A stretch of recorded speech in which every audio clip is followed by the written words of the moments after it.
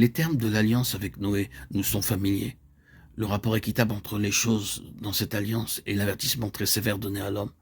Si quelqu'un verse le sang de l'homme, par l'homme, son sang sera versé. Genèse 9, 6. Dieu tiendra les choses de façon équitable. Aucun homme ne doit prendre avantage dans ce domaine. Aucun homme touchant cette chose précieuse aux yeux de Dieu n'en sortira gagnant. Dieu ramènera cela à une égalité. Il veut une réciprocité dans le domaine de la vie. Ainsi, vous voulez un homme en lui dérobant la vie. Vous serez volé en retour. Vous ne serez pas gagnant. C'est un avertissement solennel. Il montre à l'homme l'attitude de Dieu envers la vie.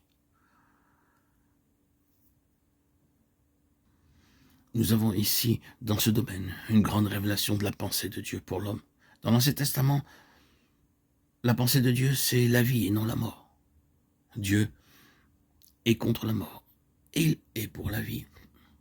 Nous jetons un coup d'œil en arrière et voyons Enoch qui rompt une longue histoire de mort. Enoch marcha avec Dieu. Puis, il ne fut plus parce que Dieu le prit. Genèse 5, 24. Ceci fait saillie dans le cours des événements de l'homme déchu, montrant ce qu'est la pensée de Dieu quand un homme entre en réelle communion avec lui. C'est la vie et non la mort. Cela a toujours été la pensée de Dieu. Cela demeure la pensée de Dieu, et il en aura une pleine et glorieuse expression dans une compagnie constituée de ses propres enfants qui croient et qui seront amenés dans sa présence, tout comme Enoch le fut, laquelle ne connaîtra ni la mort ni le tombeau. En Abraham et en Isaac, nous avons une indication supplémentaire. Lorsque Dieu a un grand projet en son esprit et qu'il le met en action sur une certaine base, il faut qu'il ait les choses établies sur un fondement où la mort ne pourra l'atteindre.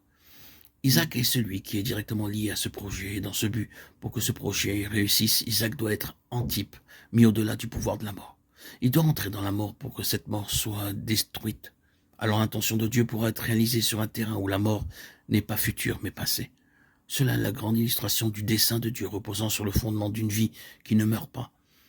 Et dans le plus grand Isaac, les projets de Dieu sont tous sur le point d'être réalisés, sans la crainte que la mort ne vienne les briser, les interrompre, parce qu'en Christ, la mort est passée et non pas future. Tout cela est vivant, fort, et dans bien des cas, il y a des paroles poignantes pour montrer l'attitude de Dieu vis-à-vis de la vie. Elle est une chose très coûteuse. Ce fut infiniment coûteux pour Dieu. Cela coûta aussi beaucoup à ceux qui furent en communion avec Dieu. Dans tout ceci, il s'agit de la contestation pour la cause de Sion, dans son principe, de la jalousie de Dieu dans la question de la vie. Dieu a un grand projet en son esprit, et il le met en action sur une certaine base. Il faut qu'il ait les choses établies sur un fondement où la mort ne pourra l'atteindre.